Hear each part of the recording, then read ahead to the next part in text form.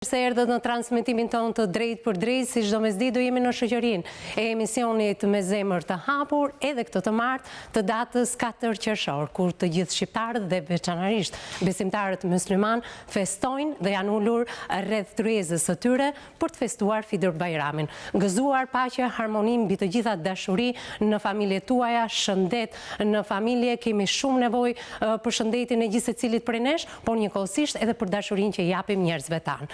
Agjencia investigative Stop Krimi ka zgjedhur 2 personazhe të emisionit me zemër të hapur që në këtë muaj të shenjtë të Ramazanit që sapo lan pas dhe një urim për të gjithë ata që kanë agjëruar këtë muaj, Zoti ja pranoft të gjithë sakrificën e tyre, ka përzgjedhur 2 nga personazhet më pikante të emisionit me zemër të hapur.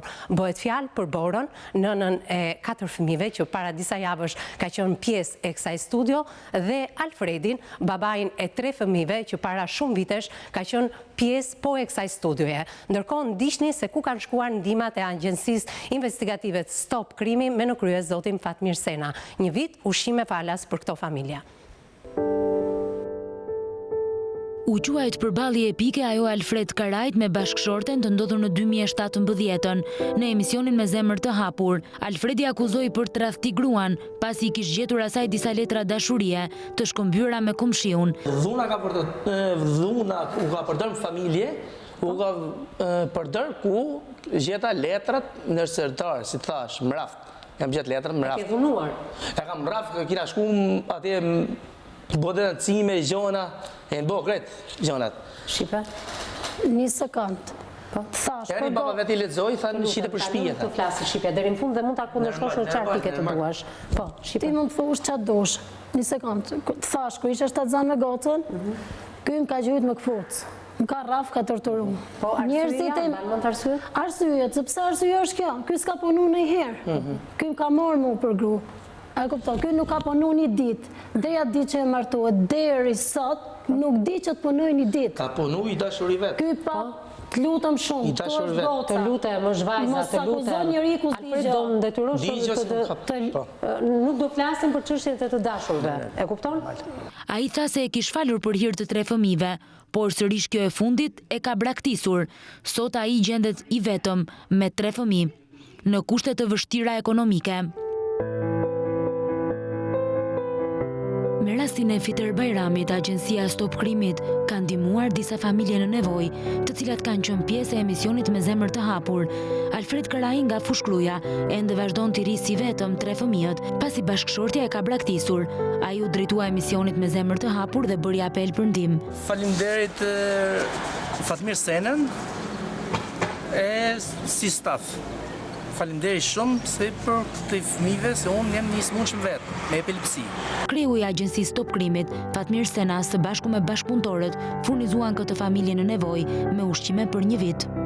Zoti Fatmir Sena, me bashkëpunëtorët e tij, donatorët e kësaj agjencie, janë në ndihmë të një familjeje me mjaft probleme sociale.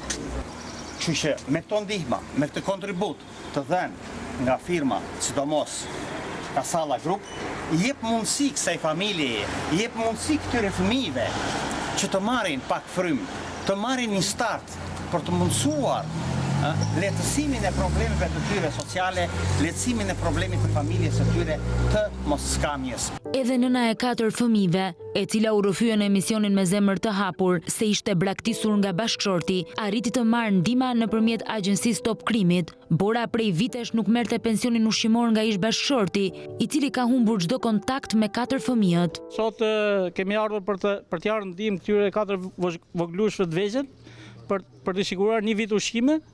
Dhe falenderoj të gjithë anëtarët e agjencisë investigative dhe të gjithë bashkëpunëtorët, falenderit. Këto ishin 2 familje që mori përsipër në fakt vetë agjencia Stop Krimit me në krye zotin Fatmir Sena. Dua të ndalem pak tek historia e Alfredit dhe një falenderim për gjithë ata që po më ndjekin në transmetim të drejt për drejt në kanalin ton zyrtar në YouTube. Historia e Alfredit ka arritur mbi 2 milion klikime. Të gjithë ata që e kanë klikuar, falemderit, por edhe agjencia investigative Stop Krimi që me në krye zotin Sena ka përzgjedhur këtë familje. familje. Pse do thoni ju? Sepse bashortja nga përballja me ish-bashortin tashmë në këtë studio nuk e ka kthyer më kokën pas për të 4 fëmijët. Fëmia më i madh është martuar në Korçë, vajza që kemi pasur në këtë studio, dhe për 3 fëmijët më të vegjël kujdeset vet babai i tyre. Prandaj dhe Agjencia Investigative Stop Krimi vendosi të ndihmonte Alfredin së bashku me 3 fëmijët. Ndërkohë kemi ndihmuar edhe Borën. Besoj se historinë e Borës e mbani mend, është një histori që është trajtuar vetëm pak ditë më parë në studion e emisionit Me Zemër të Hapur, nëna e 4 fëmijëve që i rritet vetëm 4 fëmijët, që ka treguar në këtë studio dhunën barbare që ka ushtruar në fakt babai teksa u divorcua nga nëna. Njëkohësisht një dhunë ka ushtruar edhe njerka, më pas nuk ka mjaftuar këtu, në moshën 13 vjeçare për shkak të dhunës dhe keq trajtimeve në familjen e saj, ajo u largua nga banesa duke u njohur me një djalë në moshën 13 vjeçare. Bashorti më pas e ka dhunuar Borën dhe Bora rrite vetme të 4 fëmijët. Nuk kemi mjaftuar këtu, kemi përzgjedhur dhe 2 raste të tjera. Ju besoj e mbani mend Vladimir Laskën apo Ardit Laskën. Personi i cili ka besuar këtij transmetimi ka marrë dëmshpërblimin sepse ka kryer 9 vite burg dhe është shpallur i pafajshëm. Ndiqni për gjithë ju që më ndiqni ndoshta për herë të parë me historinë e Vladimirit, kush është historia e tij dhe pse jemi në një lidhje të drejtë për drejtë me Vladimirin sot, për të na thënë që dëmshpërblimi ka mbërritur tashmë në dorën e Vladimirit dhe për familjen e Vladimirit. E ndjekim këtë material. Studio Ardit Laska, përshëndetje, mirë se erdhe. Përshëndetje gjithëve. Në datën 3 maj të 2019, Ardit Laska ju rikthye sërish Zemrës së Hapur. 3 vite më parë, ai kishte deklaruar në emision se ishte dënuar padrejtësisht dhe se me vendimin e gjykatës së Hagës ai ishte shpallur i pafajshëm. Këtë vit u rikthye sërish pasi nuk po merrte dot dëmshpërblimin që i takonte për 9 vitet e burgut, të cilat i bëri padrejtësisht. Vetëm i hel Ministria e Financës më hel të diskutojnë një 35 milion lekësh. Kur kishte mundësi më të ekzekutonte për 10 ditë, ashtu siç e ka vepruar me këtë çështje, se nuk është rasti i parë imi, më hel, po është e njëjta çështje që ka ekzekutuar këtë vendim për 8 muajsh, për 2 miqtë e mi, që i kanë marrë për 8 muajsh, domethënë. Por më vjen keq më fjalë që arritëm deri në këtë pikë, se nuk i kam fort shef më hel që ti publikoj shumë të gjëra, se unë i kam lënë zotit më fjalë që ditën e parë që kam marrë në burg edhe pas 9 vitesh më fjalë, po Emisioni Me Zemër të Hapur vuri në lëvizje zyrën përmbarimore të Pukës, e cila prej kohësh nuk ekzekutonte vendimin e gjykatës. Në një lidhje telefonike, përmbaruesi premtoi zgjidhje. Shqipëria ka filluar procedura, u ka komunikuar me ekspertët e Ministrisë Financave, me që janë përgjegjës për ekzekutimin e këtij vendimi dhe javën tjetër besoj që do të përfundojë. Besoj do përfundojë, por do që nga momenti i parë, Vladimir Laska i ka besuar këtij transmetimi për pafajësinë e tij. Por edhe kur gjykata ka vendosur dëmshpërblimin, ai përsëri i besoi emisionit Me Zemër të Hapur dhe sot unë Vladimirin e kam në një lidhje të drejtë për drejtë Skype. Më njofton regjia në këto momente. Lidhemi me Vladimirin. Vladimir, më dëgjon? Po, dëgjoj. Vladimir, përshëndetje. Përshëndetje gjithëve. Përshëndetje ju si drejtuesi i emisionit dhe gjithë stafit tuaj. Gëzuar festën e Fitër Bajramit, të kemi përzgjedhur ditën e sotme jo më kot për të shuar edhe kuriozitetin e gjithë atyre që na ndjekin çdo ditë në transmetim të drejtë për drejtë, fansa të këtij emisioni, por njëkohësisht dhe ata të cilët e kanë mirëpritur historinë tuaj, Vladimir. Më thuaj çfarë ndodhi mbas transmetimit, kur u ekzekutua dhe kur mbriti dëmshpërblimi tek ju? Së pari gëzuar Bajramin të gjithë besimtarë musliman kudo ku janë dhe fatem bashkësi pashim në familjet e tyre.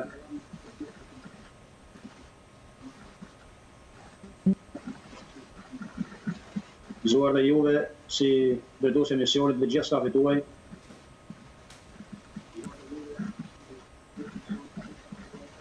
Vladimir, na thuaj lajmin e mirë që po presin të gjithë. E tërhoqet dëmshpërblimin? Lajmi i mirë është me njëherë pas emisionit, dhe asaj javë që direkt pas emisionit, më thënë, ata e ekzekutuan vendimin.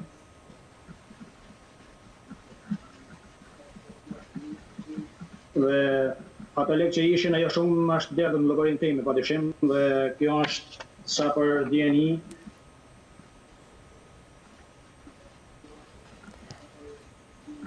Shikojmë, po.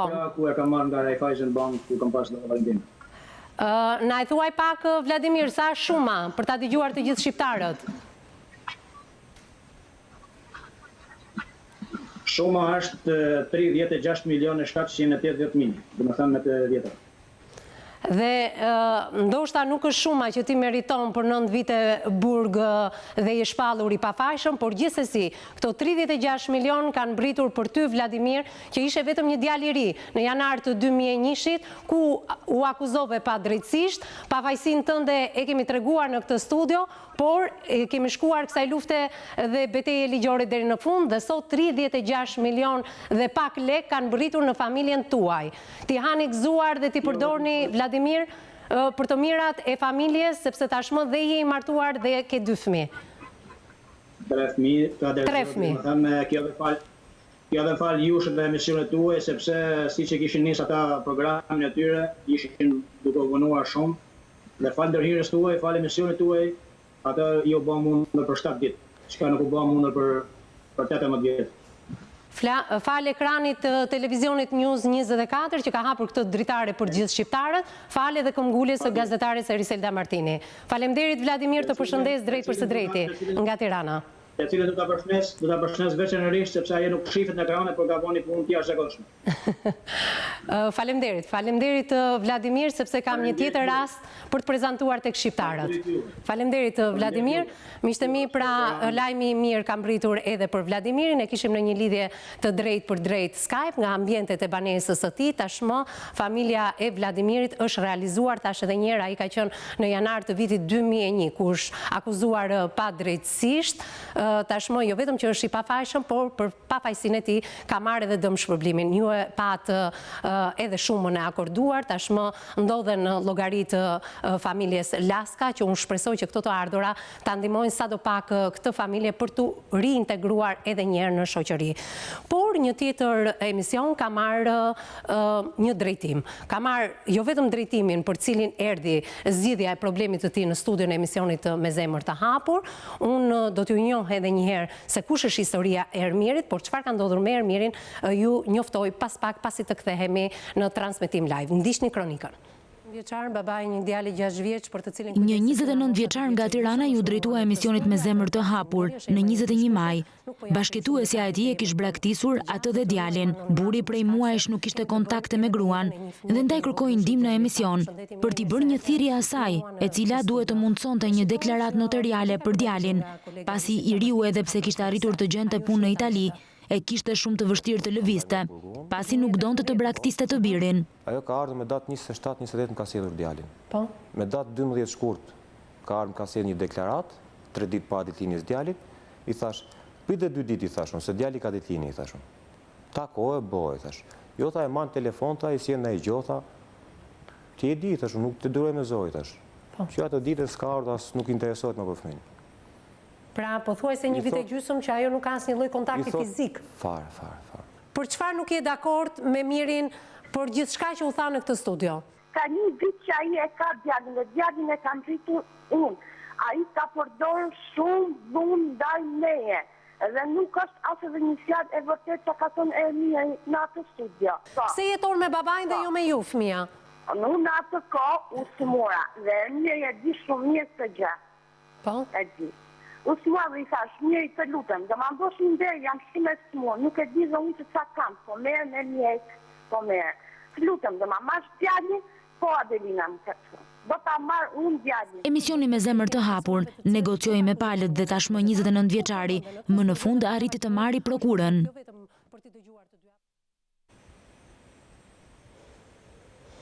Ermirin dhe historinë e djalit të tij 6 vjeçar, besoj e mbani mend të gjithë për shkak të akuzave të forta që palët patën me njëra tjetrën. Megjithatë, zonja e cila kishte krijuar jetën e saj, nëna e voglushit 6 vjeçar kishte krijuar jetën e saj dhe ka krijuar në Kosovë, mbriti menjëherë në Shqipëri për t'i dhënë prokurën Ermirit. Ermiri së bashku me djalin do udhtoi jashtë territorit shqiptar për një jetë më të mirë tek halla e këtij të fundit, i cili jeton në Itali. Por në fakt fakt, historinë e Ermirit ju e keni ndjekur në ritransmetim edhe ditën e diel në këtë fundjavë. Dhe menjëherë, mbas ritransmetimit të këtij emisioni, ka reaguar dhe avokati i popullit, komisionerja për të drejtat e fëmijëve.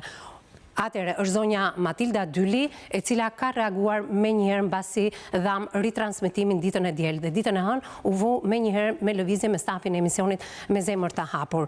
Ndjekim çfarë ka për të thënë Ermiri, si u arrit prokura për cilën ai erdhi në këtë studio dhe që i bëri një thirrje publike ish-bashortes nënës së fëmijës 6 vjeçar. Por ju e mbani mend akuzat e zonjës ishin shumë të forta. Ajo pretendonte se babai i kishte dhënë ashash të birit 6 vjeçar.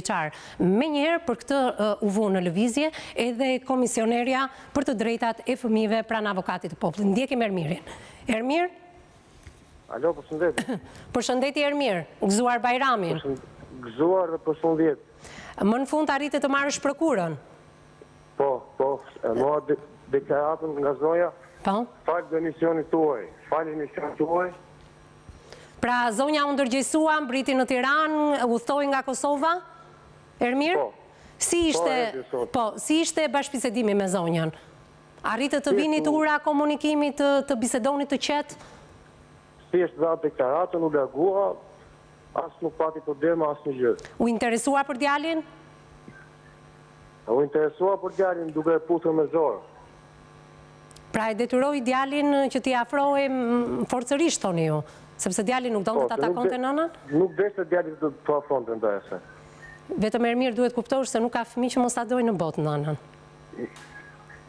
Besoj se je i përgjegjshëm për këtë. Nuk deshte, kishte edhe njerëz, edhe ishte bashkë me maman e vet ajo, bashkë me kjatin që kishin ardhur për sigurinë të vajzës, edhe djalin nuk i ofrua. Tashmë që more prokurën, çfarë do ndodhi Ermir me ty dhe me djalin? Unë se vazhdoj aplikimin e pasaportave dhe largohem sa dalin pasaportat. Pra ke filluar edhe me aplikimin e pasaportave për ty dhe për djalin dhe do udhtoni jashtë territorit shqiptar. Do shkoni në Itali. Po, tek tezja ime. Në fakt, gazetarja Eriselda Martini dhe për rastin konkret ka biseduar edhe me tezën tënde, se të kemi besuar një fëmijë 6 vjeçar, mos harro që ti vazhdimisht duhet të jesh në kontakt edhe me nënën e djalit, edhe në Itali ku të shkosh. Do me thënë, zonja duhet ketë informacione. Je koshient për këto, Ermir?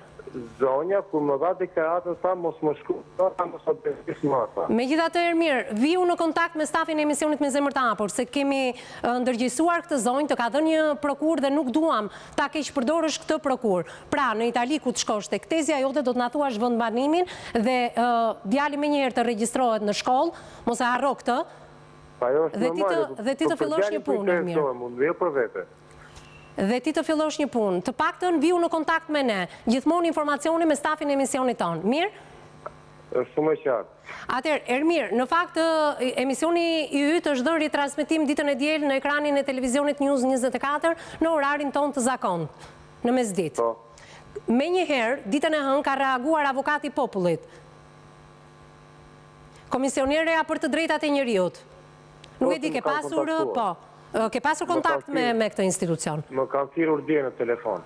Të kanë thirrur dje në telefon dhe besoj këto ditë do marrësh edhe një takim me to? Po, më kanë thënë që do të marrë në telefon dhe do takohemi.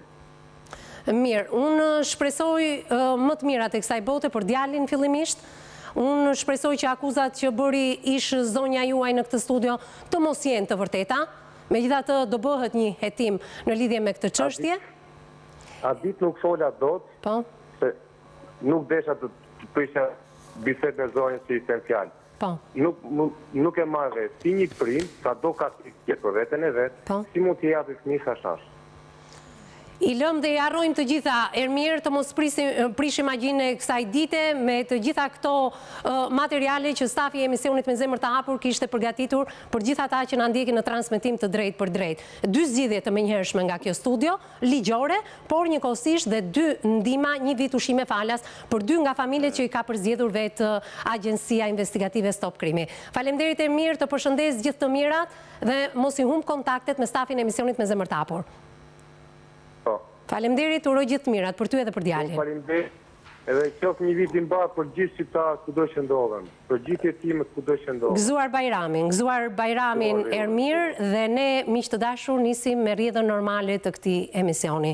Më vjen keq që në këtë drek Bajrami do ndaj një histori jo vetëm trondit sepse është dukur një 31 vjeçare, vetëm me datën 27 maj 9 ditë të sot që zonja nëna e 3 fëmijëve është larguar nga banesa rreth orës 18 dhe nuk është rikthyer më në familje. Kush është historia që do trajtojmë ditën e sotme? Ndiqni materialin.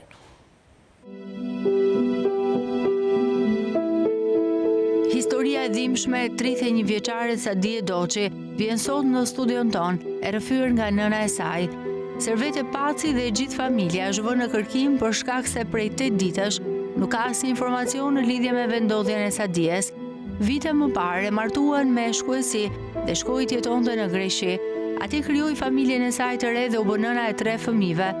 Bashkëshorti thote ëma e dhunonte dhe torturonte, derisa ajo filloi të shfaqte probleme shëndetësore dhe humbi ekuilibrin mendor. Para 6 vitesh ai e solli nga Greqia dhe la tek shtëpia e prindërve, për shkak se nuk e donte më. E dëshpëruar, Sadia ka kërkuar me insistim të shohë fëmijët e saj, por ish-burri nuk e mundson një gjë të tillë. Servetja thotë se pas një telefonate me një person, i cili i premtonte se do ta çonte tek fëmijët, ajo është larguar dhe nuk din se ku. Nga pasditja e të hënës së shkuar e deri më sot, ajo nuk di asgjë se ku është e bija. E shqetësuar për fatin e Sadies, ajo bën apel për ndihmë, nëse dikush e ka parë ta ndihmoj që të gjejë të bijën.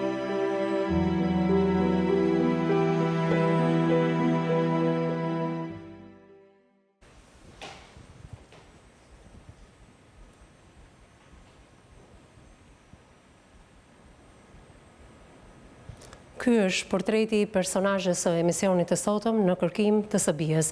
E bija prej 6 vitesh ishte divorcuar nga bashorti i saj, por ai forcërisht i ka mbajtur fëmijët. Zotëria së bashku me 3 fëmijët ndodhet në Greqi dhe prej 9 ditësh ditën e sotme 31 vjeçarja rezulton e humbur për familjen. Ai ka vuajtur për faktin se nuk i ka takuar fëmijët prej 6 vitesh, i mungonin fëmijët, dikush i ka premtuar që do ta çonte tek fëmijët, por ajo nuk ka mbërritur as në Greqi sipas të dhënave të familjarëve dhe nuk është rikthyer më as edhe në familje. Nuk e di se si ka mundur gjykata t'i japi në kujtestari këtij babai 3 fëmijët. Këto dhe shumë detaje të tjera të kësaj historie që ndoshta ju miq mund edhe ta paragjykoni transmetimin e sotëm në këtë drek Bajrami ku të gjithë jeni ulur në tryezat tuaja, në familjen Doçi mungon kryefamiljarja, mungon nëna e 3 fëmijëve. Ndërkohë që kjo familje përfaqësohet në këtë studio nga nëna e 31 vjeçare Sadie Doçi dhe është zonja Servet Paci, e cila ka lënë familjen e saj, ka lënë drekën e Bajramit, nuk është ulur në këtë tryezë për qenë drejt për së drejti me ne, me shpresën e madhe se dikush e ka parë këtë zonjë 31 vjeçare dhe mund të sjelli lajmet e mira, pse jo, edhe brenda këtij transmetimi. Zonja Servet Paci, përshëndetje, mirë se erdha. Unë ju lutëm si shtetë që të më gjinët vajza, si më ka hupur, ajo ka hup tani jetën për kalamajt, si i thënë 6 vite, pa jo në dëgju zonin në telefon, as si ka pa me si, burri i hapke telefonin, e në gjeke gjithë thot, edhe në punë keshin me gjithë vlajnë. Më ka marrë në telefon vlaj para se me nodhë kjo gjënje, si hajde merë një Sadien, sa te majtë plamurja të fudhë në detë. Aj e ka godit me shkelma në tokë, trunin ja ka dhunë për plake, ka arcuca nga ka kalzohë ne me telefon, nësë kishë në mundësi t'i shkojmë atje, se kishëm gjallin me letra të prishme, e prunë të këne, i votën gjobën në kopi, edhe s'kishëm mundësi ma me la gjobën 1.200 euro, si kishëm gjendën dopë, s'kishëm lekin ta që të gjithë. A i kur ishme në vetë me letra, 20 vetë me letra, lekin e kishë, edhe nuk ka marrë asë një pjesë për fëmijën te. Djesa e ka marrë fëmijën 16 vjeçare, e ka marrë në shtëpi, e ka marrë 6 vetë, ka marrë 3 kalamaj, aty në Greqi më ka torturu, e ka qitë natën jashta, që si ka bon? Më ka shu të pensat pakon smut, goca e ka di, i ka thonë ka policijat kanë ka pa letra, kur ka arë goca ka thonë nuk më ka shu në polici, bo më ka shu në spital. E kena zirë për i pensës, e kena për në Shqipni, sa e nuk ishë për pensë. Dirë për shkojnë atë gratë që shmend këtë prej fëmijëve. Zonja Servete, do jemi sot në kërkim të vajzës tuaj me shpresën se dikush që mund ta ketë parë, mund të japi dhe lajmin e mirë se ku ndodhet ajo prej 9 ditësh e zhdukur nga familja. Do flasim për torturat dhe për një jetë të vështirë të kësaj zonje, që në moshën 16 vjeçare është martuar, por gjatë gjithë kohës është torturuar nga ana e ish-bashortit. Si ka mundur ky zotëri t'i marrë të 3 fëmijët në Greqi dhe zonja të mos i takoj për 6 vitesh, kjo ka bërë që zonja të vihet jo vetëm në kërkim të fëmijëve të saj, jo vetëm për t'i takuar fëmijët të saj, por dikush edhe mund ta ketë gënjur. Zonja Servet Pacien dhe ndoshta i ka premtuar që do ta çonte tek fëmijët, por nuk e ka çuar tek fëmijët. Do ta flasim vetëm pas pak. Unë të uroj ditën e sotme, jo vetëm gëzuar Fitër Bajramin, por shpresoj që kjo ditë të sjellë fat për ty. Jo më kot kishim përzgjedhur këtë ditë sepse të gjitha këto inserte që ne ndoqëm së bashku, si me ndihma ushqimore ashtu edhe me zgjidhje ligjore, mund t'i jepnim edhe në momentin që kanë marrë zgjidhje problematikat. Por jo, kemi vendosur ditën e sotme me shpresën që edhe për ju do ketë një zgjidhje. Prandaj do t'i bëjmë thirrje të gjithë atyre që na ndjekin në transmetim të drejtë për drejtë, shqiptarëve kudo që ndodhen, por mbi të gjitha dhe ish-dhëndrit tuaj, sepse ndoshta vajza juaj mund të jetë me të, mund të jetë në Greqi, ose dhe ai të filloj kërkimet në shtetin grek për nënën e 3 fëmijëve të tij. Mirë, zonja Servete, vetëm pas pak me ty. Me mua në studio avokati zoti Dajet Beqiri, përshëndetje, mirë se erdhe. Gëzuar Bajramin, avokat.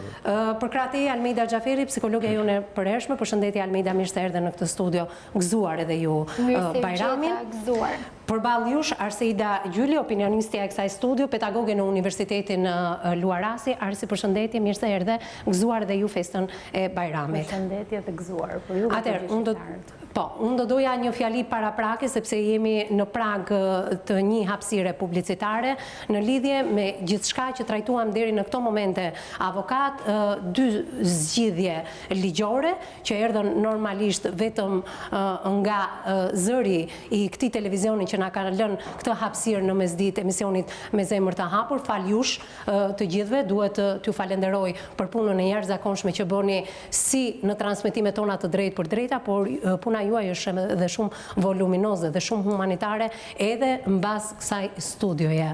Ndërkohë, kishim edhe 2 familje të përzgjedhura, besoj se ishin 2 raste që ti i njeh mirë, apo jo? Ose më mirë, e gjithë familja juaj i njeh mirë këto 2 raste, dhe ishte përzgjedhur nga vetë agjencia investigative Stop Krimi, të 2 familjet. Nuk e di pse kjo përzgjedhje, por gjithsesi këto familje të paktën kanë shkuar në një familje ku kryefamiljarët i mungon njëri prej prindërve. Në rastin konkret të Alfredit mungon nëna dhe në rastin e Borës mungon babai. Gjithsesi, këto familje janë me nga 4 fëmijë. Avokat, ndalojmë tek rasti konkret ndoshta për këtë drejt Bajrami, si mendon?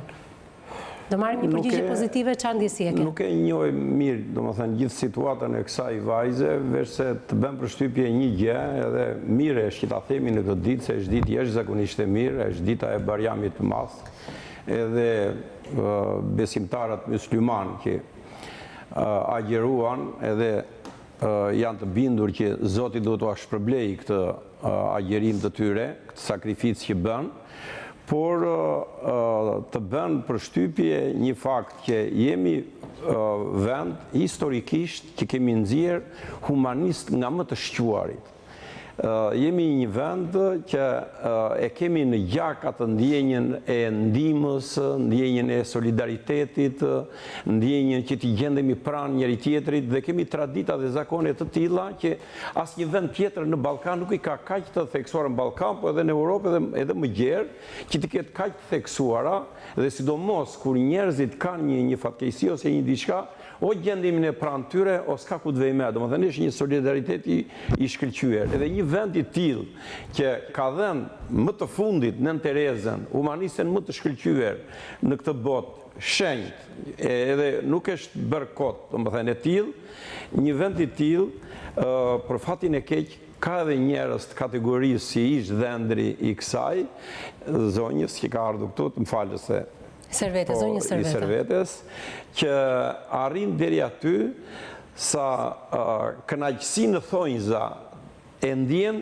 kur ve përpara një qenie nga më delikatet, më të brishtat, por dhe më të mirat e njerëzimit, domethënë, femrën, atë që i ka sjellë dhe 3 fëmijë në jetë, atë që ja rregullon ati për ditë jetën ja bën shumë të bukur në çdo lloj aspekti, sepse e lan, e vesh, atë po fëmijët e saj, e mban atë shtëpi të ngritur atje e tjera, dhe ai arrin sa e çon atë deri të vej në spitalin psikiatrik, sepse ja përplas kokën edhe pas murit e në tokë e të tjera, dhe e shpërfituron dhe e ka ta ndisur sipas vlerësimit tim se këtu them nuk e njoh rastin, por jam i bindur që asaj do jetë hequr dhe drejta prindërore, sepse nëse ti vetë deri në këtë shkallë dhe pastaj ja bësh me probleme të rënda mendore nga dhuna që ai ka shkaktuar në tokë, në kokë dhe të ka hequr dhe trurin e kokës, të ka hequr, domethënë, edhe zotësinë për të vepruar, edhe të ka hequr domethënë fundit edhe kujdestarin, që ti je kujdestare e fëmijëve, domosdoshmë dhe gjykata pastaj nuk mund t'ia lëri fëmijët kësaj nëne. Unë do ta vazhdoj pikërisht këtu ke komenti juaj, avokat, sepse kemi një individ që ka shkaktuar pasoja të parikuperueshme tek zonja, edhe pse nuk e njohim historinë. A duhet ishte dënuar dhe trajtuar si një kriminal ky zotëri, mbasi ka vënë dorë jo vetëm mbi atë qenien e brisht që ju e thatë femër, por unë në rastin konkret do ta themi grua, jo femër avokat, më mirë kuptot paktën këtë gjuhë duhet përdorim edhe mbi atë grua, nënën e 3 fëmijëve, por e ka përdorur atë si një objekt dhe gruaja sot po bëhet objekt në dorën jo vetëm të meshkujve shqiptar, por edhe të gjithë shoqërisë shqiptare. Ndjekim një hapësirë të shkurtër publicitare dhe rikthehemi jo vetëm me detajet e kësaj historie, edhe një herë të më japi regjia foton e zonjës Sadie Doçi, nën e 3 fëmijëve, është 31 vjeçe, është larguar nga banesa e motrës së saj, të hënën e kaluar me datë 27 maj rreth orës 18. Ju lutem, kush e ka parë dhe ka një informacion për zonjën në fjalë, qoftë edhe anonim, ka mundësira gjatë gjithë ditës së sotme, mirëkuptimin edhe të regjisë, do të kemi vazhdimisht numrin e telefonit poshtë ekranit të pahequr, nuk ka nevojë ndoshta ditën e sotme për asnjë titër dhe për asnjë temë të publikuar tek strishat tona, por vetëm numrin ton të kontaktit. I bëj thirrje edhe një herë bashkëshortit të zonjës, i cili quhet Hapur Doçi, ndodhet në Greqi së bashku me 3 fëmijët. Ndoshta kjo zonjë është gënjur nga dikush për t'i takuar fëmijët, ndoshta ndodhet në Greqi dhe nuk di të shkojë tek familja e zotit Hapur Doçi. Por çfarë ka ndodhur në këtë familje, unë shpresoj që dikush nga familja Doçi të më telefonojë dhe t'japi versionin se çfarë ka ndodhur me Sadien, a kanë një informacion së fundmi, sepse kjo familje është përbërë prej 6 vitesh. E ndjekim hapësirën publicitare dhe rikthehemi drejt për së drejti në studion e emisionit tonë.